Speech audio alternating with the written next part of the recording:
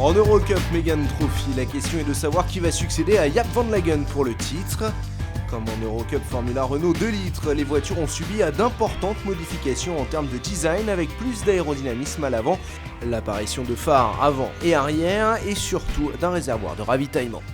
We've fitted on the car two main evolutions. Nous avons développé pas mal d'évolutions sur la voiture, notamment au niveau du bouclier avant. Le but étant évidemment d'augmenter le refroidissement du moteur. Mais surtout, nous avons adapté un tout nouveau système de réservoir, car cette année, nous avons 2 courses de 40 minutes à disputer pour les Méganes et il faut donc procéder à des ravitaillements essence. Alors évidemment, nous avons été obligés de mettre en place un nouveau système de refueling qui corresponde aux normes de sécurité.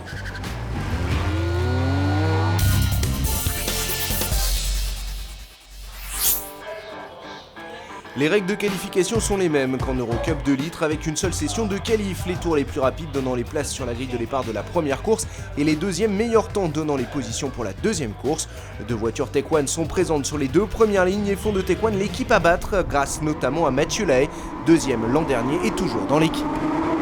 Mais pour ce premier rendez-vous de l'année, Lahaye prend le départ en 9ème position et c'est Pedro Petiz, le Portugais, et Dimitri Enjalbert, le jeune Français, qui mettent Tech One sous le feu des projecteurs.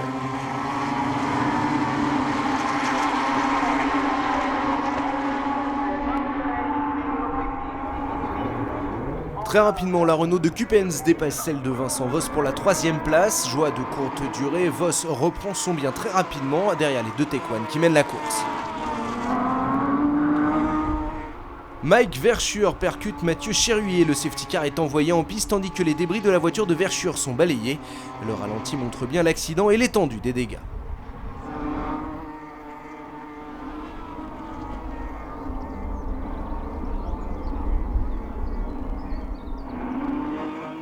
Quand la course reprend au 5e tour, Voss, Cupins et Michael, Rossi tentent le tout pour le tout et c'est Rossi qui voit le plus juste, il s'empare de la 3e place.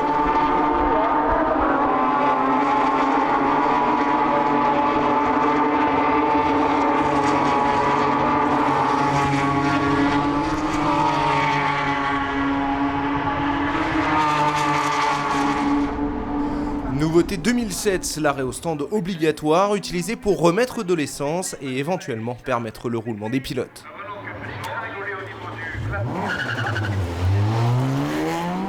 Le team Tech One ne perd pas de temps à reprendre le commandement de la course. Pedro Petiz, au loin, repart en leader. Dans le pur style stock car, le coéquipier de Voss, Greg Franchi, qui est désormais au volant, se crache violemment. Avec des débris partout sur la piste, on sort le drapeau rouge alors qu'il ne reste que 7 minutes. Le classement des pilotes après 17 tours sera donc considéré comme le classement final. Dans ces conditions, l'équipe Tech One prend bien sûr les premières et deuxièmes positions et Monsieur Dassas, l'ancien président d'ING Renault F1, rend les honneurs et les trophées. Le lendemain, les pilotes sont alignés pour la deuxième course du championnat 2007 d'Eurocup Mégane Trophy. Tout en haut de la grille, on retrouve Dimitri Enjalbert en pole position. Le vainqueur de la première course, Pedro Petiz, est lui 5e sur la grille et un des favoris pour le titre, Ludovic Badet, est 8e. Enjalbert réussit un envol parfait suivi par Verschuur et Orion, coéquipier copilote avec Cupens. Mais il est rapidement impliqué dans 2 collisions qui lui coûtent un temps précieux. Mathieu Lahaye et Michael Rossi commettent également des erreurs dans ce premier tour. La course reprend rapidement des allures de stock car. Il y a de nombreux faits de course à l'image de cette passe d'armes entre Badet et Martin, mais c'est Badet qui en sort vainqueur.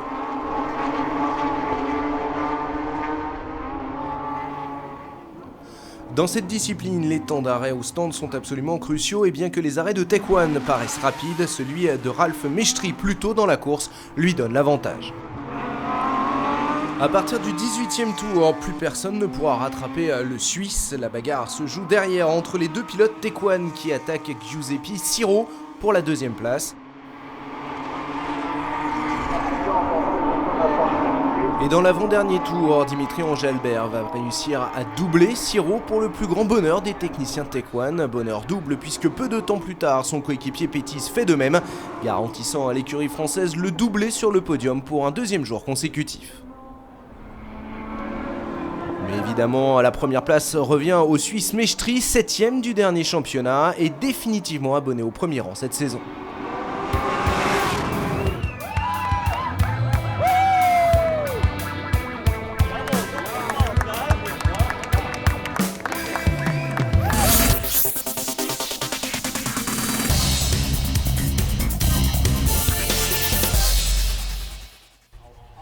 Le deuxième rendez-vous de la saison a lieu au Nürburgring et à nouveau on retrouve Dimitri Engelbert en pole position. Le Français s'envole parfaitement depuis sa position et va prendre la tête de course juste devant son coéquipier Mathieu Lahaye qui parvient à s'insérer en deuxième place dès le premier virage.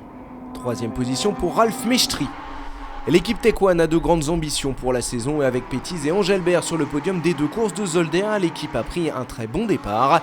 À son tour, Mathieu Lahaye, champion junior en titre, est prêt à effacer son décevant week-end de Zolder et a envie d'apporter à son tour à Tech One, pourquoi pas la dernière marche du podium. Derrière les leaders, une palpitante bagarre pour la quatrième place se dispute. Pedro Pétise est placé en quatrième position au tour numéro 5 et Bernard ten Brinck prend la sixième place juste devant Maxime Martin. Un retour sur la tête de course où Lahaye et Mestri se battent pour la seconde place, mais le Suisse n'a pas de chance, il fait son arrêt au stand au début du 12e tour.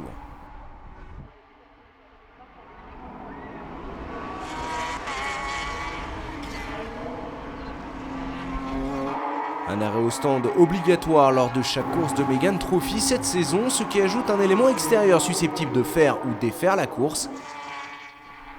À suivre également la petite lutte intéressante entre ten Brinck et Pétise pour la quatrième place jusqu'à ce que le pilote portugais ne fasse à son tour son arrêt au stand au 14e passage.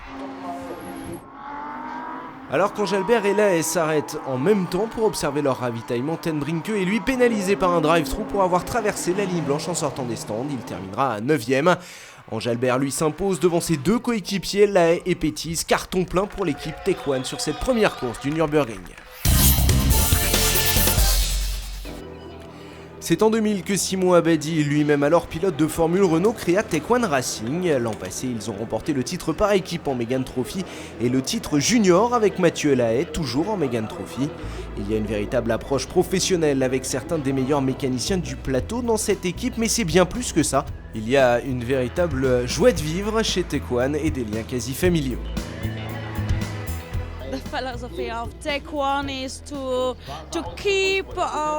Pour nous chez Tech One, c'est vraiment très important de véhiculer cette image de jeunesse, de bonne ambiance, de fun. Ce qui est très important pour nous, c'est qu'il y ait vraiment une très bonne ambiance entre toute l'équipe technique, les pilotes, tous les gens qui gravitent autour du team. C'est quelque chose de vraiment primordial. Le plus important pour nous, c'est de se faire plaisir. Une philosophie qui paye en définitive dans un milieu où l'argent est roi, c'est bon à voir et à savoir.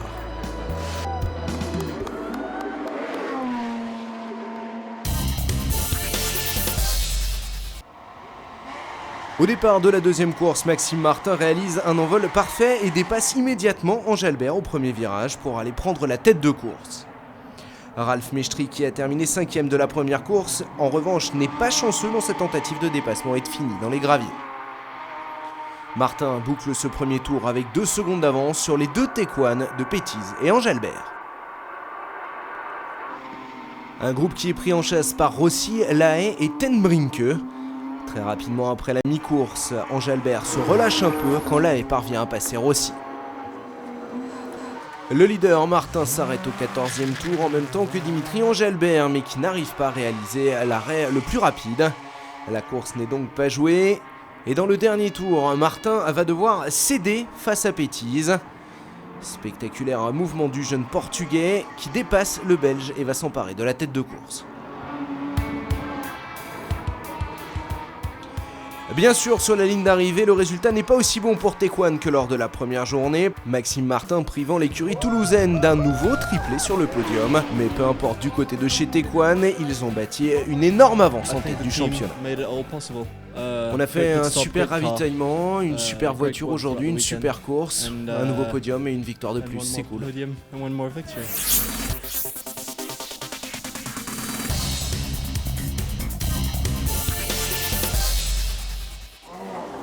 Direction le Hungaroring pour le 3e meeting de la saison avec la surprise des qualifications. La pole pour les deux courses du week-end décrochée par Michael Rossi, loin d'être un coup de chance puisque son coéquipier Carlo Van Damme enregistre lui les deux deuxièmes temps. Dès l'extinction des feux, Rossi jaillit rapidement de sa pole pour aller tasser son coéquipier sur la partie sale de la piste, mais Van Damme résiste et parvient à prendre la tête dans le premier virage. Rossi n'a toutefois pas dit son dernier mot, il résiste et parvient à reprendre la tête de course. Derrière, Ludovic Badet ne perd pas plus de temps et va attaquer Carlo Vandamme pour récupérer la deuxième place, tandis que Pedro Pettiz titille derrière à son tour le néerlandais. Mais la course aurait pu s'arrêter là pour Pettiz et Vandamme suite à cette grosse sortie de l'exubérant Frankie. Vandamme récupère ensuite la seconde place devant Badet dans le premier virage, immédiatement imité par Pedro Pettiz qui récupère la troisième place. Pettiz est l'un des premiers à opérer son ravitaillement après juste 3 tours. Et comme toujours, l'équipe Tech One fait un boulot formidable. Le leader, Michael Rossi, qui compte 6 secondes d'avance sur Vandamme au moment de son ravitaillement à la mi-parcours, bénéficie également de la performance sans fausse note de son équipe. Mike Verschure derrière s'est accroché juste derrière Pettiz, mais tentant le tout pour le tout, il ne peut tout simplement pas trouver l'ouverture. Au final, c'est donc Michael Rossi qui décroche la première victoire de sa carrière. C'est ma première victoire, ça a vraiment été une course très difficile avec les températures dans la voiture et sur la piste. Les pneus en fin de course étaient vraiment extrêmement éprouvés, comme moi. La voiture s'est en tout cas très bien comportée et j'aimerais remercier toute l'équipe, mes parents et mes amis.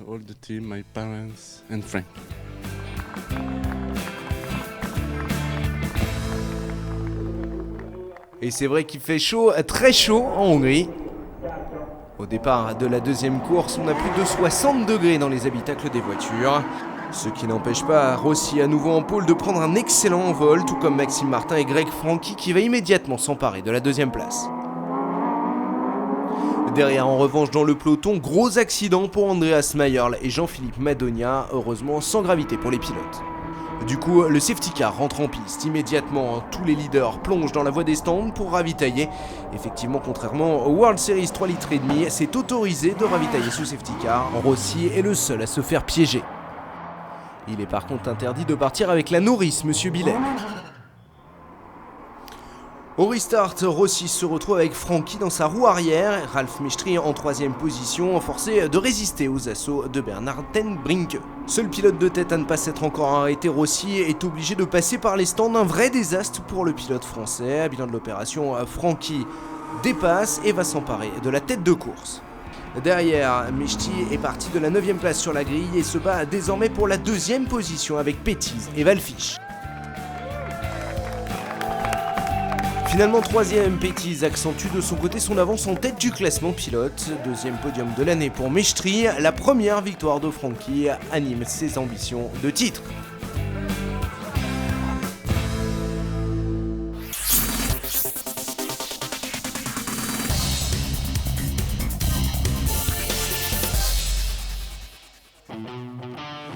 L'Eurocup Mégane Trophy arrive en Angleterre après 7 semaines de coupure. Plus de la moitié de la saison cependant est encore à suivre, il reste donc tout à faire.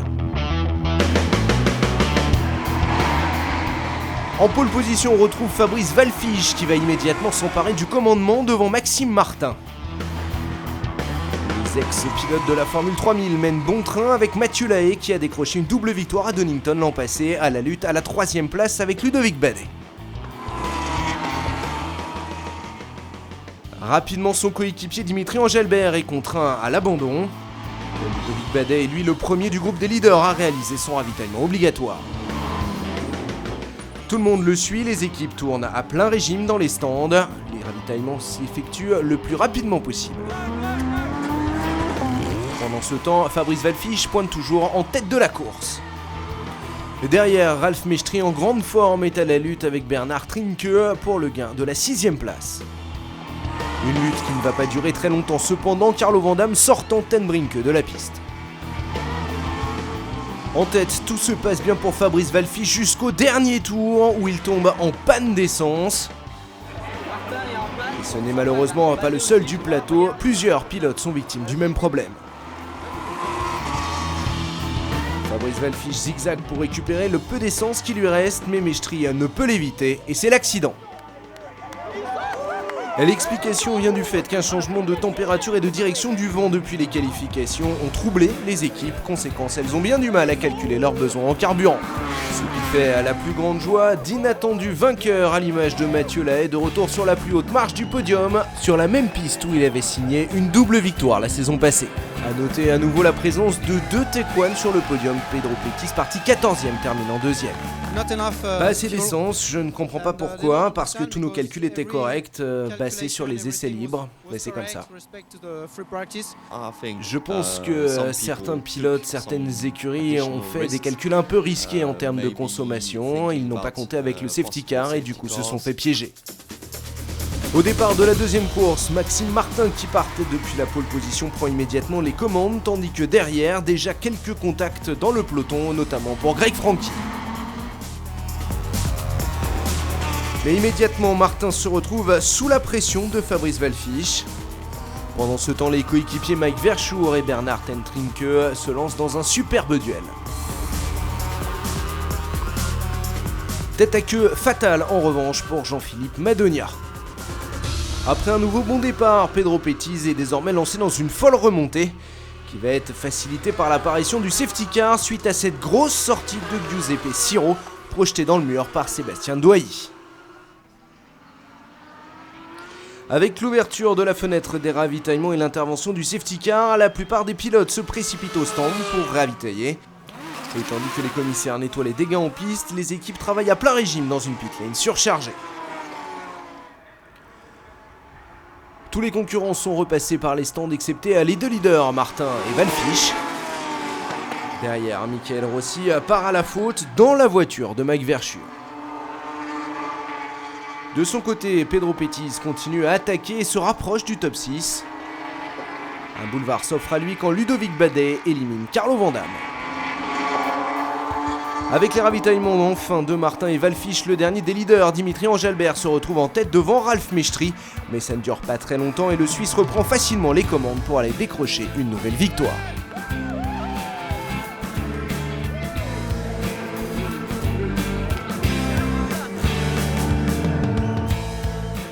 Troisième marche du podium pour Pedro Pettis, derrière Dimitri Engelbert.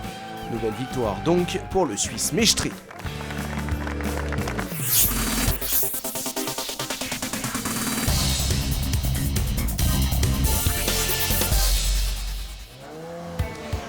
Pratiquement toutes les équipes d'Eurocup Mégane Trophy sont arrivées en France avec en ligne de mire une victoire à domicile pour leurs pilotes. Il est vrai que 11 des 22 concurrents engagés possèdent la nationalité française. Pas assez cependant pour stopper les envies de Carlo Van Damme qui prendrait bien la pole position. Le pilote néerlandais va d'ailleurs y croire jusqu'à la fin de la séance de qualification, mais il devra au final se contenter de la deuxième place derrière Fabrice Wallfisch qui s'offre la pole pour les deux courses. Félicitations, la pole pour les deux courses, bonne qualif. Oui, merci beaucoup, de très bonne qualif, la voiture était très agréable à conduire, ça a été très sympa.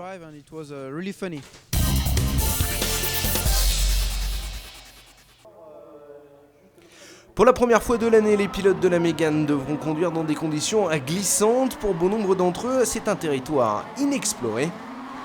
La première partie de la grille a profité d'une meilleure adhérence. Wallfisch va donc devancer Ludovic Badet, tandis que Van Damme cherche de l'adhérence sur le côté gauche de la piste. Mais une erreur de Wallfisch à la fin du premier tour offre à Badet l'avantage, trop content du cadeau. Derrière le leader du championnat, Pedro Pettis revient au contact de Michael Rossi. Au contact à proprement parler, les deux hommes se touchent et vont terminer dans le bac à gravier. Si Pettis peut repartir, Michael Rossi, lui, est contraint à l'abandon. Après le premier quart de course, Fabrice Wallfisch s'arrête pour son ravitaillement, mais l'équipe ne l'attendait pas. Pas de mésaventure de ce genre pour Dimitri Engelbert et Mike Verschoor quand ils ravitaillent. Néanmoins, Dimitri Engelbert écope d'une pénalité pour vitesse excessive dans les stands. Malgré sa pénalité de Donington Park pour conduite trop agressive, Ludovic Badet, deuxième, tente de ravir sa place à Pedro Pettis. Le jeune Portugais qui pourtant ne va pas se laisser faire. Le Portugais va même aller jusqu'à prendre la tête de la course en profitant de l'arrêt tardif de Carlo Van Damme. De retour en Mégane Trophy, Jean-Philippe Desraux s'illustre en prenant la troisième place à Sébastien Doilly dans le dernier tour. Pedro Pettis s'impose donc sur la piste devant Ludovic Badet et laisse la troisième place à Jean-Philippe Desraux, une troisième place qui va rapidement se transformer en deuxième position après la rétrogradation de Pettis pour avoir sorti Rossi de la piste. Mais tout cela surviendra beaucoup plus tard. Pour l'instant, pour Pettis, c'est le temps du champagne.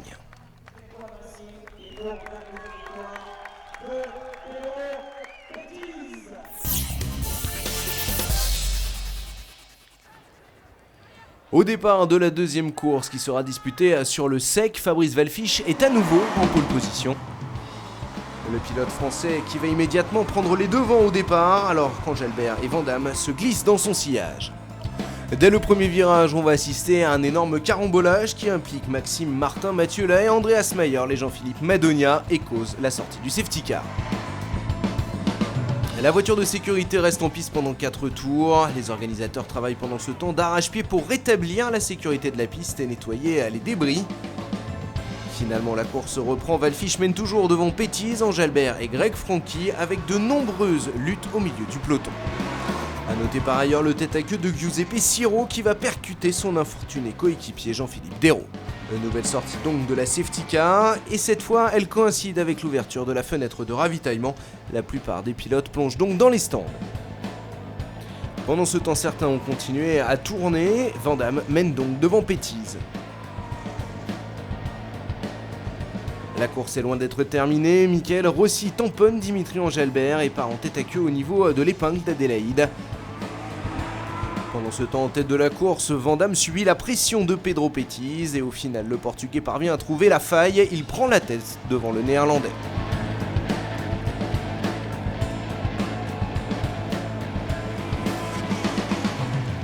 Mais une nouvelle fois, la course est loin d'être terminée et l'épingle d'Adélaïde va faire de nouvelles victimes.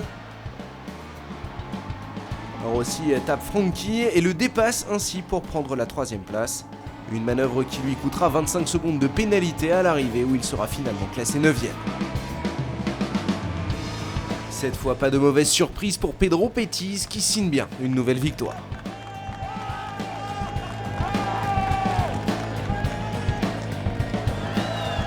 Sur le podium, Pedro Pétise exulte évidemment devant Michael Rossi 2e avant d'avoir écopé de sa pénalité et Mike Verschuur qui monte sur son premier podium. Rien ne change pour le Néerlandais qui finit au final classé 2e. Ralf Mestri, suite au déclassement de Rossi, récupère la 3e place. Je pense que je serai pas mal à Estoril et si j'arrive à marquer le même nombre de points que mon principal adversaire, mon coéquipier Dimitri Angelbert, je serai capable d'être champion là-bas. Ce serait, je ne peux pas décrire avec des mots, c'est fantastique.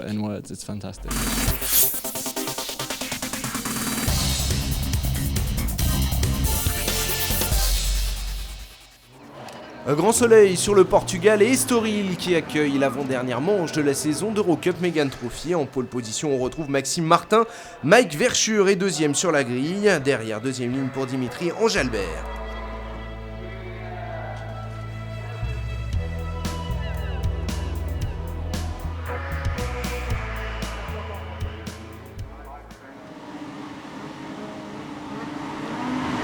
À l'extinction des feux, bon départ de Martin, mais Verschuur le suit de près. Martin reste néanmoins leader, mais toujours talonné par Verschuur.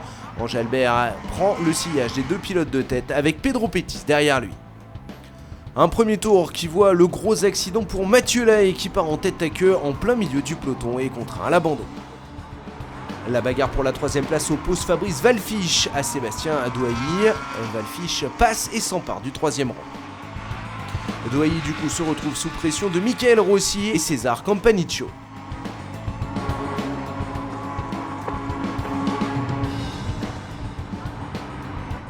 Finalement, Rossi dépasse à son tour Douailly. Pendant ce temps, Fabrice Wallfisch dépasse Pedro Pétise et s'empare du 2e rang.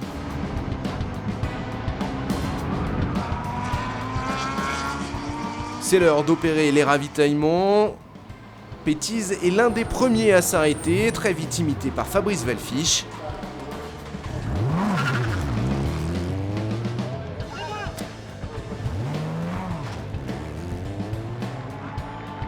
Pétise reprend la piste en leader, derrière belle bagarre pour la 4e place. Campaniccio, revenu au contact de Fabrice Wallfisch, pousse le français à l'extérieur et Angelbert en profite pour dépasser les 2 pilotes. On prend les mêmes et on recommence, mais pour la 5e place, un tour après. Cette fois, Campaniccio pousse à nouveau Fabrice Wallfisch vers l'extérieur. Et cette fois, il parvient à passer. Déception en revanche pour le pilote français derrière qui se fait dépasser par Mike Verschuur. Au final, c'est donc Pedro Petiz qui passe le drapeau à Damien en premier, devant Ten Brinke et Martin troisième. Drapeau portugais de sortie chez l'équipe Taekwon qui fête la victoire de Pedro Petiz à domicile.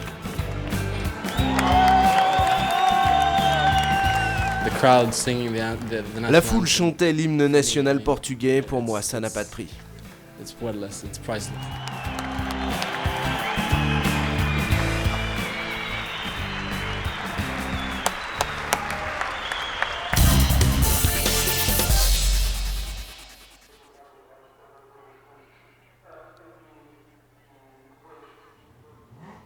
Au départ de la deuxième course, on retrouve Maxime Martin en pole position. Dès le départ, Martin va conserver sa position en tête devant Pedro Petiz, Mike Verschuur et Ralf Mestri. Immédiatement, la bagarre débute pour la troisième place. Verschuur se retrouve sous la pression de Mestri. Et Verschuur est loin d'en avoir terminé avec les sensations fortes en pleine ligne droite alors qu'il mène le peloton. Il perd son capot qui s'envole dans les stands, heureusement sans blesser personne. Au troisième tour, la bataille pour la deuxième place fait rage entre les deux pilotes Taekwon. Petiz mène devant son coéquipier Dimitri Engelbert. Un tour plus tard, c'est Engelbert qui a pris à la deuxième place devant Petiz. Confirmation au cinquième tour que Pedro Petiz a bien un problème. Le Portugais cède à Michael Rossi, Ralf Mestri et Fabrice Wallfisch. Au 13e tour de course, Ralf Mestri prend la tête alors que commence le bal des ravitaillements. Les stands sont rapidement encombrés par les leaders qui se sont tous arrêtés en même temps. Engelbert reprend la course en deuxième position avec César Campaniccio juste derrière. Et très rapidement, Campaniccio va trouver l'ouverture et dépasser Engelbert pour s'emparer de la deuxième place derrière un Maxime Martin toujours solide leader. La bataille pour la deuxième place n'est toutefois pas terminée. Engelbert, Lae, Campaniccio, Rossi et Mestri sont toujours à pied d'œuvre. Campaniccio qui va se retrouver malheureusement en panne sèche à 2 tours de la fin. Conséquence au drapeau à damier, c'est évidemment un Maxime Martin qui s'impose, remportant ainsi sa deuxième victoire de la saison. Il devance Engelbert et Lae.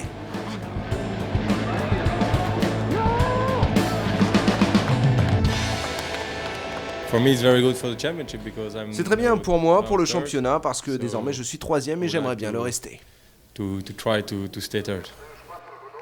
Absent du podium, Pedro Petiz sait désormais qu'il devra remporter son titre à Barcelone. On se retrouve donc en Catalogne sur le circuit de Barcelone pour l'ultime meeting de la saison 2007 d'Eurocup Mégane Trophy. 4e sur la grille, Pedro Petiz sait qu'il n'a que quelques points à inscrire pour remporter le titre devant son coéquipier Engelbert qui se retrouve lui en 3e position sur la grille. Simon Abadi distribue ses derniers conseils à ses pilotes. Atout de poids pour les deux pilotes du Taekwon Racing, la présence de Mathieu Lahaye, 2e sur la grille. À ses côtés en première ligne, Fabrice Wallfisch qui signe sa 5e pole de la saison. À l'extinction des feux, Fabrice Wallfisch prend le meilleur envol et devance immédiatement les 3 voitures du Taekwon Racing qui suivent le leader dans cet ordre. Lahaye mène devant Petiz et Engelbert, 4e.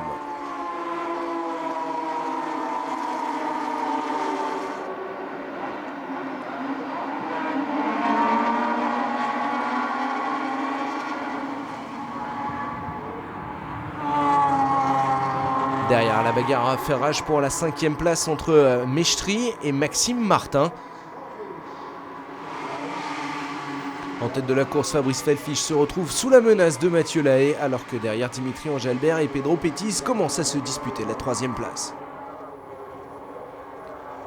Petit à petit, Engelbert fait le trou avec Pedro Petiz et remonte sur Mathieu Lahaye qui va s'effacer pour laisser passer le leader du classement junior. Les deux hommes reviennent au contact rapidement de Fabrice Wallfisch, toujours impérial leader, mais attention à Engelbert qui se positionne pour porter une attaque et s'emparer du commandement. Il faut dire que Dimitri Engelbert n'a pas tellement le choix, il doit absolument s'imposer lors des 2 courses de Barcelone et espérer une catastrophe pour son coéquipier Pedro Petiz afin d'enlever le titre. Et finalement, assez logiquement, en profitant de l'aspiration dans la ligne droite, Dimitri Engelbert va parvenir à dépasser Fabrice Wallfisch et s'emparer du commandement. Troisième, Mathieu Lahaye espère bien pouvoir faire de même sur Fabrice Wallfisch et récupérer à la deuxième place. Le pilote Taekwon tente une attaque audacieuse dans le premier virage, mais pousse Fabrice Wallfisch à la faute. Il part en tête à queue avant de pouvoir reprendre la piste, mais en milieu de peloton. Désormais 10e, Fabrice Wallfisch décide d'anticiper son ravitaillement et rentre le premier. Rapidement suivi par Dimitri Engelbert, du coup Mathieu Lahaye se retrouve en tête de la course avant à son tour de ravitailler.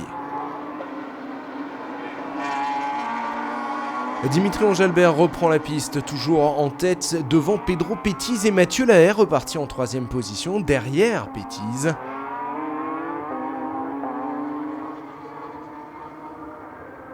Derrière, belle bagarre entre Maxime Martin et Fabrice Wallfisch.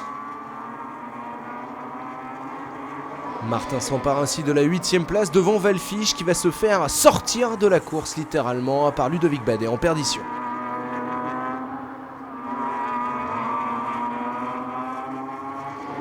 Pendant ce temps, chez Taekwon, on suit la course avec intérêt. Un nouveau triplé pour l'écurie de Toulouse se profile.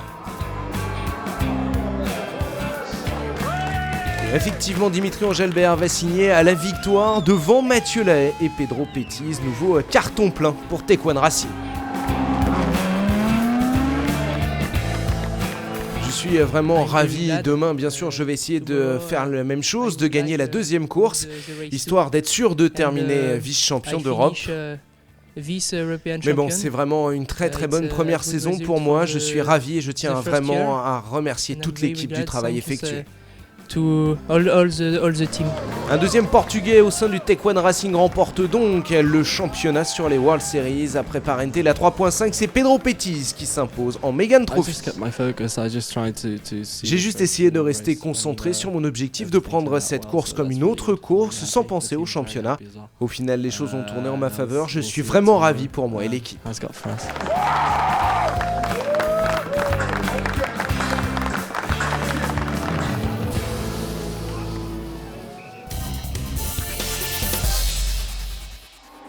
La dernière course de la saison va voir la victoire de Mathieu Verschure qui double Renaud Kuipens dans le dernier tour. Kuipens qui menait depuis la pole.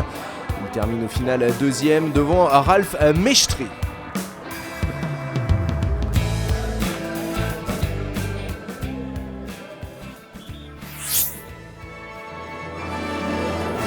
Carton plein au final pour cette saison 2007 pour Pedro Pettiz et le team Taekwon qui remporte tous les titres de l'Eurocup Megane Trophy, le titre pilote, le titre par équipe et le titre junior. Ce sera difficile de faire aussi bien en 2008, mais on peut faire confiance à l'écurie toulousaine pour s'y atteler.